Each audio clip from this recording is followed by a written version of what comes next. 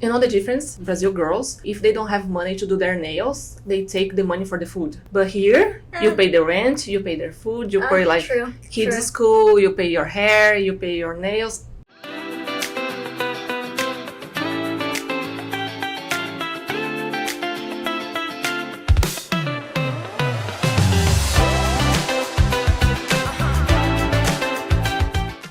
Welcome back to another episode of Glam Gossip by LLBA Podcast. I'm your host, Puja, and we are a Canadian lash and beauty supply company. Our goal is to help you thrive and flourish in the beauty industry.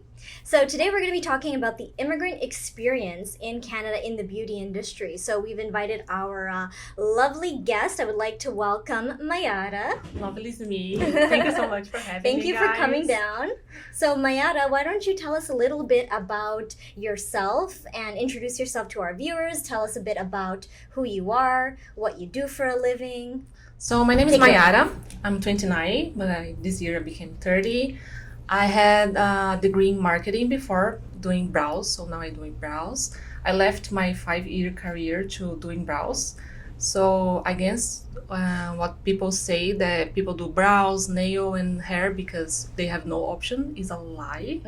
Because people decide to leave their career to do brows and lashes and nails because also give more money. And what else? So I had my own business in Brazil. I started doing like renting a place by hour in the beginning, and after some time I opened my own studio there, and I had my studio for like 2 years, and I sell I don't know. You sold your own product? I sold my studio. You sold your studio. Oh wow. So came here when we decided to leave Brazil, and here we are. Here I am. Wow, that's a very amazing story. So was you left a very rewarding career in marketing for brows for the beauty industry? Yeah. If you have your own business, you have opportunity to make more money. I think so. Marketing is bad for money. Uh-oh. And for I need a new career path. Oh, sorry. You guys are marketing. That's okay. We know. So sad. We know so we're underpaid. Yeah, it's very stressful, right? I was so stressed. I started to have like panic attacks or like anxiety. Oh, sounds familiar. Yeah. Sorry, don't tell that. No, that's don't okay. fire her. And what made you want to join the beauty industry? Was it just about money, or was there something else? Actually, it was not. I didn't know the beauty industry had like give a lot of money, pay a lot of money. So my whole family is girls. So I have like 2 aunts, like sisters, all girls. So I used to do like their nails, their hair, their eyebrows for a long time. So always when I have like some party for the family, I always like had my tweezer and my, what's the name of this? Scissors? Scissors. Scissors to do the eyebrows of the whole people there. And I really love to do like brows. But when I decided to leave like marketing, first I learned how to do nail extensions, but I hate it. Oh, really? Because there's so many powder that go in your eyes, in your face, in your lungs, and you never leave the powder around you. Oh, wow. So I hate it, and then I decided to do like brows, and I did the first training. I love so much. And can I ask, what made you decide to leave Brazil? And why did you choose Canada? I think we had some options, but we have like Portugal, like New Zealand, Australia, but like New Zealand is really hard to get a visa. Australia has a lot of bugs. Portugal is the same language and the same everything, so what's the point?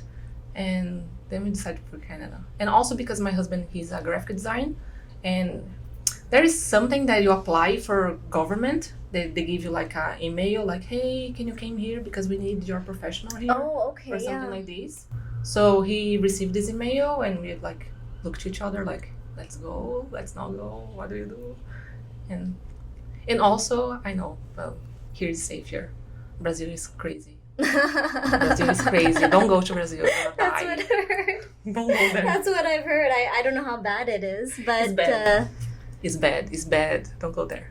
Okay. Interesting. And so for the immigration... So you basically had like the typical immigrant kind of experience in the sense that you left your home country with the hopes of like a better life, maybe more opportunities, right, in Canada, and you wanted to pursue the same line of work, right, in the beauty industry always? Yeah, but expectation about like leaving their, like nobody leave their country because they have like, nobody leave their country, their home, their family, their friends, their business behind because they are thinking they're gonna go in another place. That's place. Worse, yeah. That's yeah. worse. So when you came here, like talking to myself, I was with high expectations, but I just forgot that all the places has problems. So the first like 4 months I was lost because I didn't know what to do, because I was thinking like, hey, I'll be there, I'll have money, I'll have friends. First month, I didn't know, I was done. I didn't know what I was thinking about, because I was thinking that no problem. But you're a fairly recent immigrant though, so I think you still have time to make friends and money and everything. To get settled, right? I think so. How long have you been in Canada exactly? 10 months. 10 months. See, it's not even a year. It's not even a year, but it's getting better now. Mm-hmm. Because I think first months, because of the expectation, like everything that was thinking that was gonna happen and didn't happen, I was kind of lost. But now look like more normal life. Like you're going to work, you start to making friends, and you find all the foods that you like. You already start to have like your favorite restaurants. This restaurant work. So just out of curiosity, actually we'll go back to those restaurant topic later, but okay, what was I gonna say? So what were your expectations? Did you think you were gonna like come to Canada and just be like a boss babe and have your own salon and be rich in 1 year? I don't think that. I was not thinking like that. I was thinking like, because I had my own business in Brazil. So I was thinking, I had my own business in Brazil, and it's a lot of work to have your own business because you do everything by yourself. So when we decide to leave, I find a job in microblading industry in the Instagram. And I was happy because I was not going to have my own place again, because I will have like everything by ready for me to be there. So I was happy about like working for another person, right? And I did the math, like, hey, if I have like these clients, I will have like a lot of money. Because when you think you're gonna work for another person, you're gonna have like a lot of clients because the business is already established. Right. But you are not. Like nobody know you.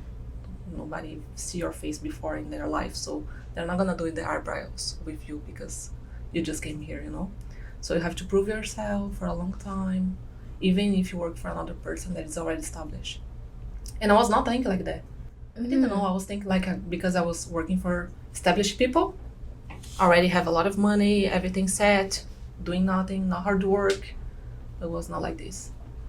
Tell us a little bit more about some of the obstacles that you think you've faced as a newcomer in the beauty industry specifically. You mentioned the struggle to like establish yourself. Do you want to talk a bit more about like some obstacles that you faced? So I think first was this one's expectations, because I was like thinking that I will have everything set for me and just like going there, doing the job and get the money.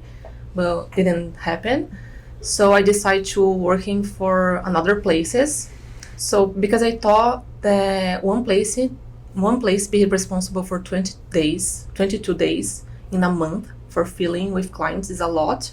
So I decided to work in multiple places. So each place is responsible only for 8 days a month. So it's better for them to fill with clients, and also better for me because all week I have like at least someone, so it's working better this way. So you found a way to make it work, pretty much. But you kind of have to like be clever and be very proactive. Be poor. I had to be poor. Be poor. Because I got scared, because I was looking around and I had no clients and nobody was doing anything, and I was like desperate because to get visa, my husband is doing college and I'm the one working. He's working right now because they changed the law or something, and now he can work too. But in the beginning I was working alone. No, I was working only. I was the only one working. And now he's working, but because we had the college to pay, I get like a little desperate. So I was like thinking about what to do. And then in Brazil, to find this job, I sent like 100 messages in the Instagram. And when I get here and I had no clients, I decided to send another 200 messages on email by all the studios that I saw on Google Maps, and some of them answered me, and now I have like 4 jobs. It's 3 jobs, 3 places, and 4 locations, because one of the place has 2 locations in different areas. Oh, okay. And just out of curiosity, do you think there's more business for these types of brow services, like microblading in Canada, like in like, we can say our area, like GTA, Southern Ontario, versus Brazil? What do you think? It's so different. It's so different because Brazil, if you say to people like, hey, I do microblading, everyone knows what it is. Everyone knows what it is. So when I opened my own business, I just had like to send like some cards or like go in the Facebook groups and say, hi, I'm doing brows. And I was like starting to fill my agenda, my schedule. But here, you have to beg, like, please come to me or something. But also people don't know what is microblading. So if you say semi-permanent makeup, they know what it is. So I do semi-permanent makeup. But if you say microblading or powder brows, some people don't know the difference. But I think it's good because... I kind of didn't know, to be honest. I mean, I knew that it's like a tattoo, but I thought it's for people who don't have eyebrows. No, you can have eyebrows and just like fill a little gaps. And also if you want to change a little bit of the shape.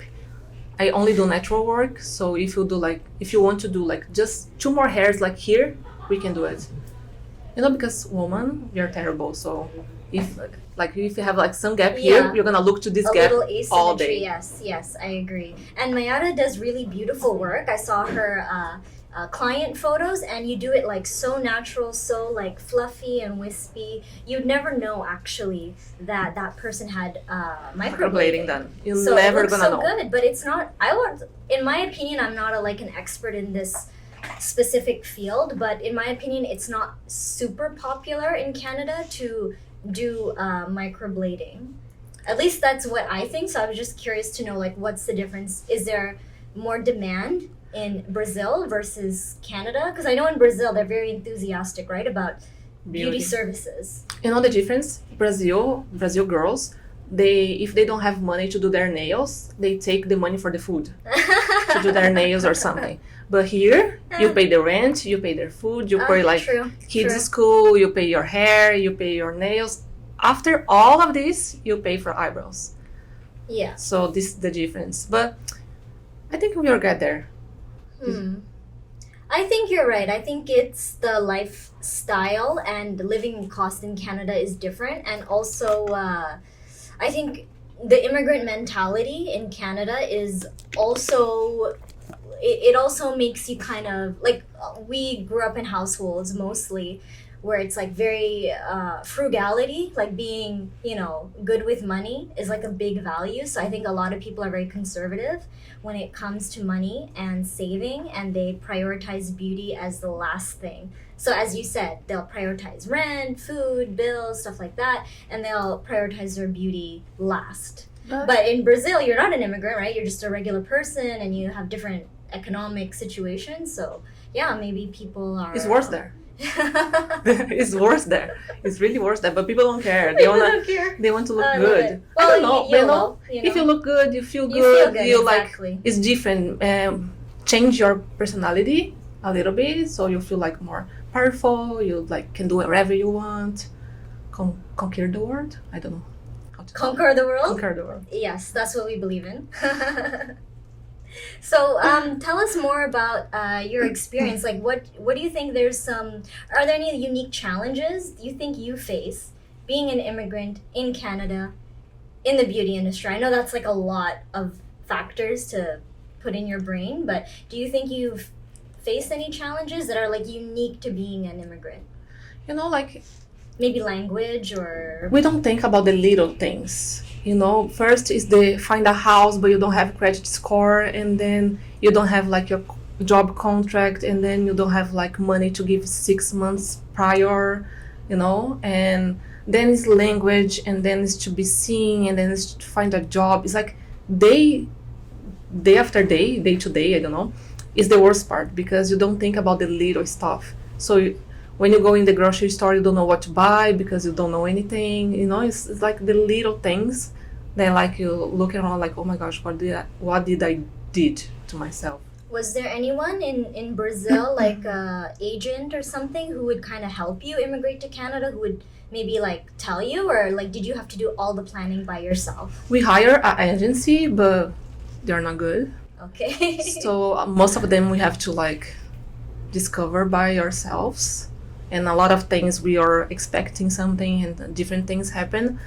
I think all immigrants, I think that's it. You think you're gonna leave your country for something really better. You don't expect like problems, and when you get here, there's a lot of problems, day after day problems. Like even going the bank to open an account, you don't have, you know, it was so funny because we went to go like open a bank account. We didn't have phone number. We went to open a phone number and we don't have a SIN number, and then we have to go to get a SIN number, and then you was able to open a bank account. You don't think about that because you're used to like have all your documentation. You just give to them and they open everything you want. But this began like really far away ago, and you're like a newborn, like you are 30 years newborn. Because you don't know where is anything, you don't know how to do anything, you don't know where to go, where to do. So I'm guessing you didn't have family here, right? I don't have family here. Only my cats and my husband. 3 cats, 1 husband. And so what about like from a business perspective? Do you think it's harder to get like, let's say, funding or maybe education or maybe like some upgraded certifications or anything like that as an immigrant compared to maybe someone who's like born and raised here? Do you think there's any, you know, advantage, disadvantage, any challenges, obstacles there, do you think? It's completely different because first you pay double or triple. They don't charge for the, let's suppose for the college, they don't charge the same thing for the for international student, it's like triple or double, something like that. So stop to do that, people. Like, what are you doing? We came from far away. We already have a lot of problems, and they charge like a triple for us. Why? Like, you gotta make money somehow. The government, that is. Thank you, guys, for doing that to us. And like my husband, he's doing college, but I'm not allowed to work. No, to study. I cannot study anything. Oh, okay. Like my visa is pretty clear. You cannot study like anything. I have to be dumb for like the next 2 years, like doing nothing, learning nothing, just chill and working hard and get money. Okay. And stress. Yeah. So I guess it depends on maybe where you immigrate from. Because do you think there's like, I mean, maybe this is like not super on topic, but like I'm just curious. Do you think there's any like was there any like culture shock? You mentioned like, oh, Brazil's crazy. How is it? Was there any like specific culture shock, maybe related to like the beauty industry or anything like that, or starting your own business? I think for the life was like people here are so relaxed. People is walking slow. They don't looking around. They walking with their cell phones in their hand. This was the first one, so we're looking around like, you know, I talked to my husband about going in the pharmacy in the middle of the night because there, if it's night, you can go out. So we like was 10 p.m. We went to the pharmacy just walking in the night at street. And about beauty industry, I think people don't know what I do was the main shock. But also, you know, it's just a little adjustment because people think microblading here, when they know what microblading is, they think it's really strong result, and they think nano brows is really like soft, natural ones. And in Brazil, it's only microblading. Microblading, sometimes powder brow if you like something more strong, but microblading is the most natural one. So in my area, I think this was also the big shock. And how do you think you can, or what are the ways that you've promoted yourself as a newcomer? I think you mentioned you're on Facebook, or you tried to find clients or opportunities there? So the first thing that I thought about promoting myself was working in multiple places, like multiple locations, multiple places, because then the place can promote me, and also I can promote myself like doing social media ads or Facebook groups, or I don't know, maybe influencers. There's a lot of things you can do to promote yourself, like maybe doing people for free for the beginning, because you already have the things to do it. if you people know that you're doing and see the result, they're gonna trust you more. But I cannot do for free right now because I don't have my own place. But in the future, maybe. But I think that's kind of important if you're starting out, is to do some free services, especially to like an influencer or someone who has a lot of friends or connections, because it does kind of help you in the long run to build up a portfolio. Yeah, maybe like a cheapest service, like brow shape.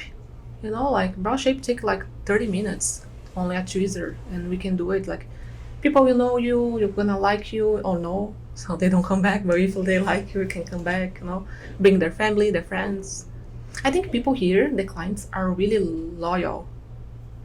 It's really so. loyal. When they find someone that they like the job, they go there like forever. Yeah, that's very true. Until they die, they're going with you, like doing the brow shape with you. Yeah, that's actually very true. That's very true. Your clients right now, are they primarily Brazilian? Like, are they from your community, or are they from all over? Like, does it matter? Because I think you mentioned someone, the place that you're working for, they actually book the clients for you, right? So are they from like all over the place, or what's the demographic? I have one place only work with Brazilians. Only work with the Brazilians. And I have another Brazilian place that only work with Canadians, but also do some Brazilian people, also do some Portuguese people. And I have one place that is only Canadian people. Like I had Brazilian people there one time, but most is like Brazilian and Canadians. Because I didn't want to be only in the Brazilian community, because it's not too big. It's not too big, so I need money. So if I do like everyone there, what's gonna last, Exactly. And how do you branch out of your community? Or how did you branch out of community? Or what are some other ways that immigrants in the beauty industry can branch out of their community and reach like a wider audience? Because not everyone has the ability or opportunity to work for like multiple different places. Some of our viewers are, they have their own business or they work at one salon. So how can they expand and reach outside of their community? All the places that I work was not looking for an employee or a partner. So I literally look in the Google Maps. I took all the emails that I can get and I send emails to all of them, presenting my work, giving my Instagram, giving my Google page reviews, everything. They are not looking. So they hire me without looking for another person. So oh, wow. I think you have to decide to leave your community because I think it's good. I don't know. Your community, they will hug you better.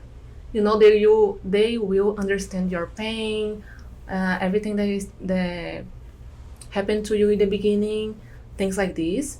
But I think stay there is bad because also their frustrations can get you a little bit, So maybe they try to like lower your price a little bit because in the Brazilian community they always ask for discounts.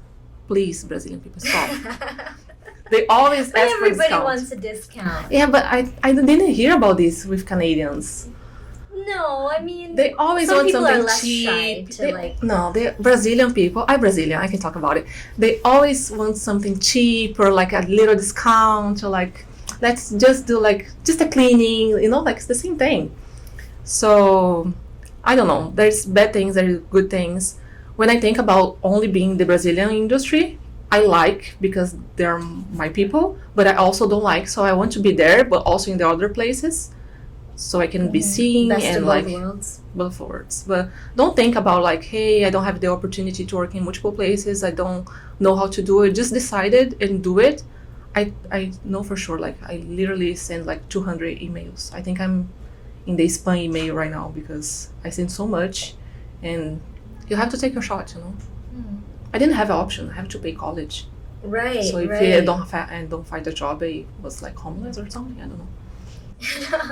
No, nobody. Okay, the great thing about Canada is as long as you work hard, nobody can ever starve or be homeless or be like that poor. That's good to know. Unless you choose to. Don't choose that. Yes, don't choose that. It's not good for you, for your health. What are some of the legal requirements? Or do you have any experience with like the legalities of being an immigrant, especially like being in the beauty industry, like, for example, did you ever need to get a lawyer for anything? Like, maybe in the beginning when you were looking for a place or anything like that? No, I think in my experience, we need an agency to get the visa. So we talk about like our situation, and they were like, oh, the best way to go there is this way, that way, and we decide how to come. And then you need like the basic things, like maybe SIN number. If you're gonna work for another people, you have to have a business number. After you achieve some amount of money, you have to open also the HST number for Okay, pay yeah. like taxes. Taxes here are crazy. Yep. Crazy. Mm-hmm. This is the legal thing. Taxes here are crazy. Crazy. I hate taxes. Yeah. A lot of my money is there. Mine too. So sad. Yeah, we don't like taxes. We don't like either. taxes. It's horrible. Be better, Canada. Well, okay, speaking of money, let's get down to the nitty gritty. What are the financial logistics of immigrating to Canada? For immigrating or Yes, like, what do you have to prepare? How do you organize your finances, your budget, everything? Like, what does it take, financially speaking, in terms of money, to move your whole life to A another lot. country? I don't even know the number. I swear to you, because I was thinking it was some amount, and when we achieved this, I stopped to counting, because it's not something that you have to give like right away. Mm-hmm. You have to pay for these, and then you have to pay for these, and then you have to pay for flights, and then you have to pay for cats, and then you have to pay for this, blah blah blah. Stop counting, but it's a lot of money. I don't know. It's a lot of money to come here. Also, I don't even know. So how you much. have to, prior to immigrating, did you, like, for example, did you spend, like, let's say 1 year just saving to come to Canada? Or was it like 5 years saving, or? I had my own business there, and also my husband was working with graphic design, so he has a good incoming. I have a good incoming, so kind of the money for us was good, but we didn't have like a lot to bring them, because we have to pay everything to come here, and we are planning to make more here. Before I discovered that I didn't have any clients in the beginning, I get desperate, and our money ended, and I get more desperate. But then things work out. They're working out now. Yeah, I think you're actually doing really well. Thanks so much. As like a newcomer to Canada, you're doing really well. Like, you're working, you're making money. You have like, what, 4 places that employ you? 3 That's places, pretty good. 4 locations. Because a lot of immigrants, when they first come to Canada, they might be educated, they might have money, but all they can do is like, Uber Eats or something like that, or like working in like Tim Hortons or something. Not to downplay those jobs, but what I'm saying is it's hard to get jobs. It's hard to get opportunities. So you're doing very, very well. You're working in your field as a newcomer. I think that's great. Thanks so much. It's not easy. I forget, but in December, January, and February, I work as assistant in a salon, because microblading was not doing well. So I was like 3 months in doing hairs. Oh, hair. Okay. Hair, and then I left to do eyebrows fully, because get a little better. When you get desperate, you find like little things, and then you get back. Mm-hmm. You have to do your thing. Like there is no path. Straight path. Yeah, like you Yeah, have to do. that's true. Have to do. Like if you're seeing that your money is ending, don't wait for when ending. Like looking for something and then go back. Like I was thinking that maybe I was like I was having to give up the microblading for a year, but magically everything started to happen. I don't know. Thank God. I don't know what happened. Something happened, and it's starting to work out. So you mentioned some of the places that employ you, they're Brazilian, right? Yeah. So why don't you talk a little bit about the importance of like networking and like community within the immigrant beauty space? This I think depend of the person. Like one of the place, Fran Hair Design, she's amazing. She helped me so much with everything. She's Brazilian? She's Brazilian. And the other place, they're also good, but they are opening a new branch, they are doing their own thing, they have kids. So, you have to look for yourself because people can help you, but never is gonna do the job as you do it for you. So you have like to think about what's the best way to go by yourself, because nobody's gonna take your hand and like lead you or something. Yeah. Some people really help, like Fran, but another people like help you. Like she hired me, she helped me a lot, but it was not like Fran, but that's okay because she has her own life, her own business, everything. She's still here like seven years. So I think it's hard too because you're here 7 years working your ass off, and then somebody came and you have like to give all your clients to them. Or I think it's hard too, like I think it's not good too. I understand that, but also I need money. But I understand that like you are here like 10 years doing your thing, and then I came and like, hey, can you help me? And then you give all your clients to me. Is wrong also, so I have to find my own Right. for a little bit too. Like I have to help myself. I think networking, it is really important, but it can only help you to an extent. Like it can get your foot in the door, but like as you said, you have to also do the hard work on your own. But I guess what I was getting at is like those jobs, you think you had an advantage because you're Brazilian, they're Brazilian, you kind of had like your foot was like kind of already in the door, as opposed to maybe it would have been more difficult for you to get another place that maybe they're not as familiar with you, so there's a little bit of a different connection there. I don't know, because the Canadian place that I work, she also looks similar, I don't know if there is a lot of difference. Because, I had my own business. I know how hard it is. So I'm not expecting anything, So Fran, for her own, she decided to help me a lot, like more than she could. But the other place, I was not expecting anything. Even the Brazilian place and the Canadian place, but look really similar, like the only thing, Brazilian place, you can speak Portuguese, so it's easier for you to like put your point of view, and they also understand how it is to move into a new country because we have like similar beginnings. For everyone it's hard, but in the end I think it's all the same. Okay, interesting. That's fair enough. And what would you say is the single most important piece of advice you would have for a new immigrant coming to Canada and they want to work in the beauty industry, maybe brows, something like that? What's one piece of advice you would give them? I think first you have to offer a good job. So you have to prepare yourself to give the best that you can.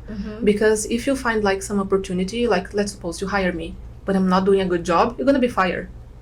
So what's the point to look for jobs if you're not doing a good job yet?